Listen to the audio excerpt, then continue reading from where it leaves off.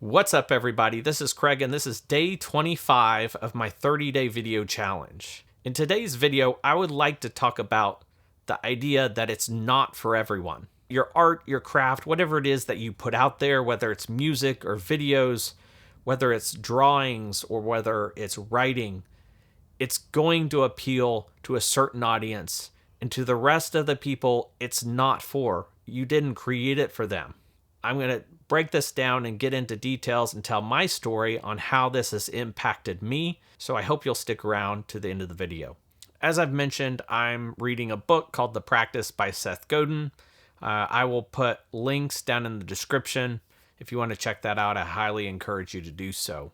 As I was listening to Seth Godin's book, he's talking about this concept that it's not for everyone, meaning that your art, whatever it is you do, it's not going to please everyone. It's not for everyone. It's a rather unique take that I've never quite heard put in this way. This has always been somewhat of a struggle for me.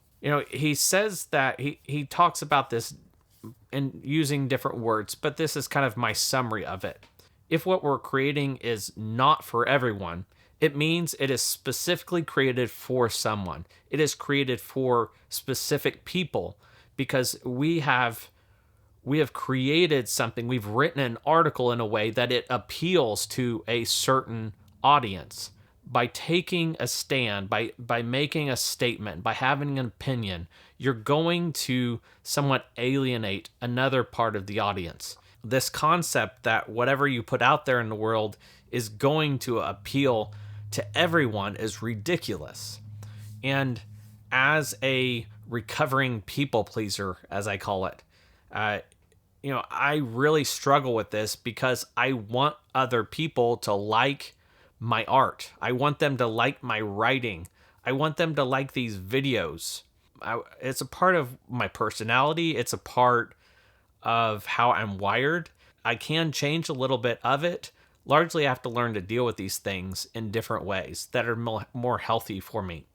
So hearing this topic from Seth Godin, where he says, if something is not for everyone, it means it's specifically created for someone. And if we think about this, if we create content that is for everyone, then it's really for no one. Because to create something that is acceptable and palatable to everyone, it's going to just be completely bland and mediocre. It's not going to take a certain vantage point or take any risks. And if our content is not taking any risks, it's just completely boring. Why bother? We're just putting something out there to try to appeal to the masses, and really that is just a losing game. There's no other place in my work where this is more applicable than writing a newsletter. I have written email newsletters for myself in a few different contexts, and I've also written them for companies as well, for their business. And so depending on how you have people that sign up, it makes a big difference. So if they are signing up on your website because you offer them a free download, or if they're signing up on your website just because they want to stay in touch with you or your company, that's different than sending your newsletter to your entire customer base. And it's slightly different if you're sending out one for yourself as an individual, as an author, or as a creator, versus if you're sending one out for a company. It's somewhat different. But as an individual creator, when you send this out, you send out the newsletter, you've worked on it for however long, a few hours, a week, trying to get the content ready. And then you kind of watch and wait to see what comes in. You're watching for the metrics to see how many people opened it. And in the past, that was a big measurement, is how many people actually opened it. It was taking it to another level on how many people clicked on something, that maybe an offer that you put in there. That was like a higher like level of engagement. And so now with some of the technologies that's built into iOS or Apple devices, that's a little bit harder to measure. They're doing things on their end to try to protect the privacy of their users, which I completely understand. This picture of it's not for everyone has never been more clear to me than looking at an email newsletter. You send it out, maybe 50% or more of your audience are not opening it. They're not clicking on it. They're not engaging with it. As a creator, when you put that out there, you're automatically thinking, did I do something wrong? Was what I wrote about not appealing? Like, was it the topic? Was it images? What was it?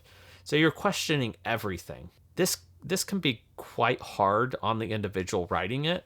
This idea that recognizes that what you put out there is not for everyone. You're going to have people sign up for your newsletter and they're going to discover that, hey, this is not what they thought it was. And they may quickly unsubscribe for your newsletter. They may not. They may just not open it. They may open it, but they're not really engaging with it. The hard thing to process as a creator is that someone doesn't like what you put out there in the world, and it makes you wonder why. That's one of the hard things of dealing with sending email newsletters out. There's this other aspect of me being what I call a recovering people pleaser. I am always learning to grow and deal with my tendency to want to people please in a different manner. A type of people pleasing that sneaks its way into email marketing, sending out newsletters, is wanting everyone that you send it to like what you sent. Like, you want them to like it. You want them to read it. You want them to engage with it. And when they don't, it's very defeating. And, depending on your frequency that you send this out, once a week, which is pretty typical, each week this can be kind of a roller coaster of, I got it out there in the world and then people didn't engage with it. Or I got it out there in the world and 3 or 4 or 10 people clicked on it, and you're just thrilled with that. So Seth introduces this idea in his book that it's not for everyone, meaning that you are creating something for a specific audience. And when you find those people, they're really engaged with your work. The people that it doesn't really appeal to, those people are either they don't open what you send them or they don't engage with it. And so it's really not for them. And you don't want them on your list. And that's a hard thing to process. As you have people on your newsletter unsubscribe from your newsletter, it can be really discouraging. But I think the thing that you have to remind yourself, and something I have to remind myself, and the sooner that people that are on your list will either figure out that it's not for them and unsubscribe, the better. Yeah, you're going to take a hit on numbers, but the quicker you can do that, the quicker you can get on to finding the people that it does appeal to, finding the people that it is for. That is what you're trying to do, is find the people that your work appeals to. That is your audience. You're trying to find your audience. And the longer you have people on your list that it's not really for, the less that you're going out and finding the people that it really is created for. It's just this weird dynamic that as a creator, you kind of have to learn to process the feelings associated with having a newsletter, having people either not sign up for it or sign up for it and then unsubscribe. It really can take you on an emotional roller coaster. And so understanding as a creator that your work is going to appeal to some people and it's not going to appeal to others is important. And realizing and remembering that when it doesn't appeal to those people, that's a good thing, because you got to go move on and find the people that it does appeal to. In other videos that I've recorded recently, one of them was how to process feedback as a creator. I have parts 1 and 2. You will, if you go through those videos, I talk about intrinsic and extrinsic motivation. And a part of being a creator is learning to be intrinsically motivated, meaning it's coming from within, maybe a desire to create.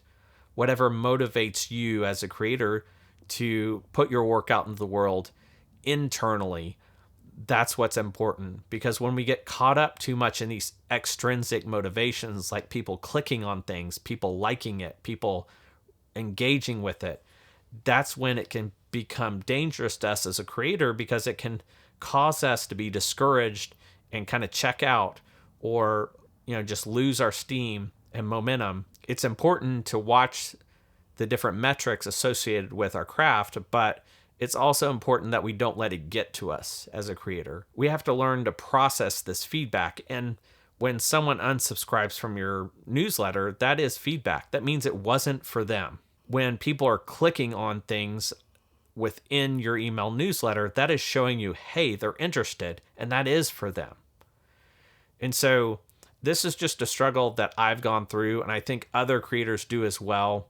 Whenever they put anything out there in the world, whether it's an article, a newsletter, a YouTube video, music, art, whatever it is, it's a struggle to go through these range of emotions in finding your true audience. That's all for today. We'll see you in the next video.